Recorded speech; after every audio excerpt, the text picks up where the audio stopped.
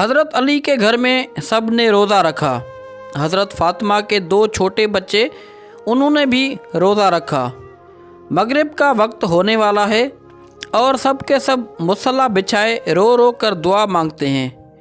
حضرت فاطمہ دعا ختم کر کے گھر میں گئی اور 4 روٹی بنائی۔ اس سے زیادہ اناج گھر میں نہیں ہے۔ پہلی روٹی اپنے شوہر علی کے سامنے رکھ دی، دوسری روٹی اپنے بڑے بیٹے حسن کے سامنے، تیسری روٹی اپنے چھوٹے بیٹے حسین کے سامنے اور چوتھی روٹی اپنے سامنے رکھ لی۔ مسجد نبوی میں اذان ہونے لگی، سب نے روٹی سے روزہ کھولا، مگر دوستو وہ فاطمہ تھی جس نے آدھی روٹی کھائی اور آدھی روٹی دوپٹے سے باندھنے لگی۔ یہ معاملہ حضرت علی نے دیکھا اور کہا کہ اے فاطمہ، تجھے بھوک نہیں لگی؟ ایک ہی تو روٹی ہے، اس میں سے آدھی روٹی دوپٹے میں باندھ رہی ہو۔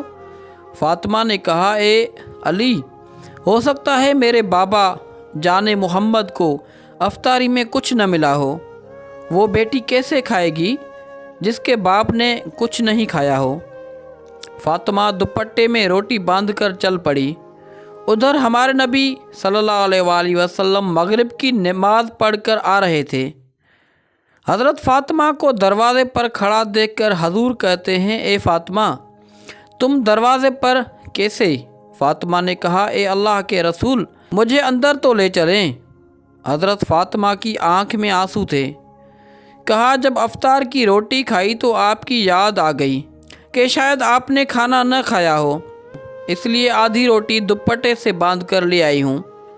روٹی دیکھ کر ہمارے نبی صلی اللہ علیہ وآلہ وسلم کی آنکھوں میں آنسو آ گئے اور کہا اے فاطمہ، اچھا کیا جو روٹی لے آئی، ورنہ چوتھی رات بھی تیرے بابا کی اس حالت میں نکل جاتی۔